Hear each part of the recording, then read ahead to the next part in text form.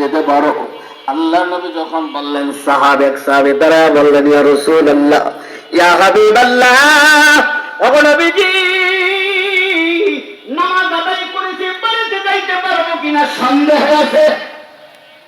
আরেকজন সাহাবী দাঁড়ায় বললেন, ইয়া রাসূলুল্লাহ, ইয়া হাবিবাল্লাহ, ওগো নবীজি, আসরের নামাজ পড়েছি, মাগরিবের নামাজ পড়তে পারবো কিনা সন্দেহ আছে। আল্লাহ নবী বলেন, আমার সাহাবীরা, এত লম্বা সময়ের কথা কেন বললা? সব থেকে না করি, আমি হইলাম রাহমাতুল লিল আলামিন। আমার নবীকে আওয়াজ দিয়ে বলেন, ওয়ামা আরসালনাকা ইল্লা রাহমাতাল লিল আলামিন।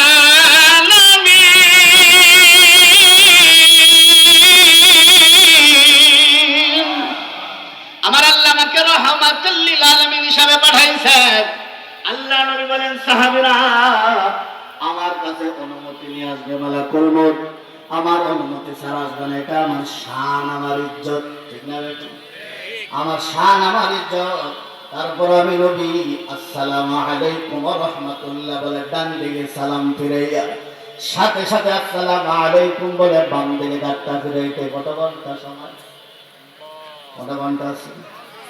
এ বাবা, কোন মিনিট আসেনি। যার কাছে মালাকুল মউত আসতে হলে অনুমতি নিয়ে আসবেন। আমি নবী ডান দিকে সালাম ফিরাইয়া সাথে সাথে একটা বাম দিকে ফিরাইতে পারবো কিনা আমি নবী এতটুকু হায়াতের গ্যারান্টি দিতে পারবো না। সেই নবী কয়েক সেকেন্ডের হায়াতের গ্যারান্টি দিতে পারে না, আমার আর আপনার গ্যারান্টি আছে নাকি? আরো জোরে বলেন, আর গ্যারান্টি আছে নাকি? আমেরিকার একজন তারকা ছিলেন মাইকেল জ্যাকসন, ঠিক না বেটি? তিনি ইচ্ছা করেছেন 150 বছর দুনিয়াতে বাঁচবে। কত বছর? আরো করে বলেন, কত বছর? এই জন্য 12 জন বড় বড় ডাক্তার মাথা থেকে পা পর্যন্ত প্রতিদিন চেক আপ করে, ঠিক না বেটি? তার খাবারটা লেবে পরীক্ষা করে, খাবারে কোনো সমস্যা আছে হাতে পায়ে লাগায়া। তার উদ্দেশ্যটা হলো লক্ষ লক্ষ টাকা প্রতিদিন খরচ করে তার মরণ হবে না, 150 বছর পর্যন্ত দুনিয়াতে বাঁচবে। এই ঘুম থেকে ওঠার পর সন্ধ্যা পর্যন্ত, রাত্র পর্যন্ত 12 জন ডাক্তারে পরীক্ষা করতে। এ বাবা, ইচ্ছা ছিল 150 বছর দুনিয়াতে বাঁচবে। আল্লাহ তাআলা 50-এর আগে দুনিয়া থেকে বিদায় দিয়েছেন কে? আরো জোরে বলেন, কে? এই বাড়ি গাড়ি নারী দুনিয়াতে রাখতে পারবেনি আপনাকে। এ বাবা, 10 তলা বিল্ডিং আছে, দুনিয়াতে রাখার ক্ষমতা নাই। আপনি অনেক বড় ক্ষমতা পাইছেন, তাহলে ক্ষমতা পাইয়া কেন ইসলাম বিরোধী কথা বলেন? কারণ ক্ষমতা পাইয়া, আপনি ক্ষমতা থাকলেও আপনাকে দুনিয়াতে কেউ বাঁচাইতে পারবে না। ক্ষমতা পাইয়া ক্ষমতার অপব্যবহার কেন করেন?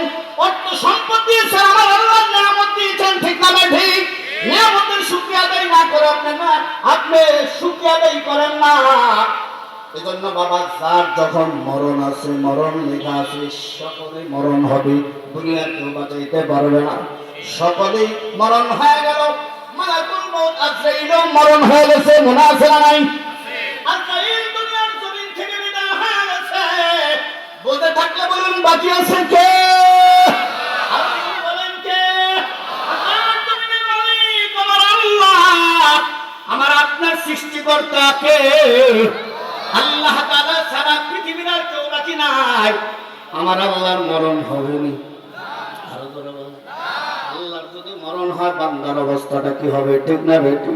আমার আল্লাহ সূরা আর-রহমানের আয়াতে বলেন, কুল্লু মান আলাইহা ফান ওয়া ইয়াবকা ওয়াজহু রাব্বিকা যুল জালালি ওয়াল ইকরাম।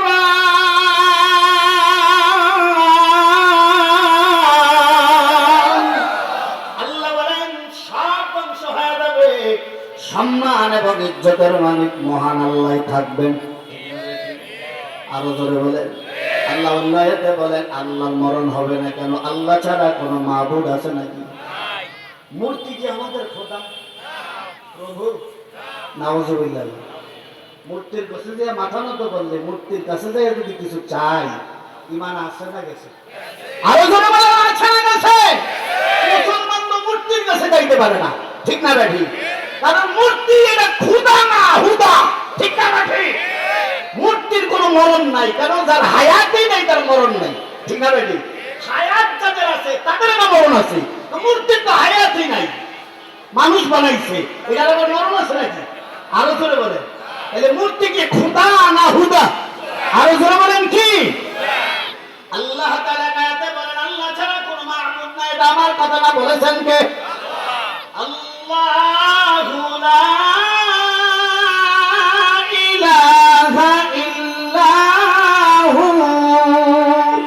আল্লাহ ছাড়া কোনো মাবুদ নাই, আল্লাহ ছাড়া কোনো ইলাহ নাই, আল্লাহ ছাড়া কোনো উপাসনা নাই, তো আল্লাহর মরণ হবে? আরো জোরে বলেন আল হাইয়ুল কাইয়ুম, আল্লাহর লয় নাই, আল্লাহর ক্ষয় নাই, মহান আল্লাহ চিরঞ্জীব, ঠিক না বেঠি? আবার আল্লাহ তাআলা মরণ নাই, সকলে মরণ হয়ে গেছে।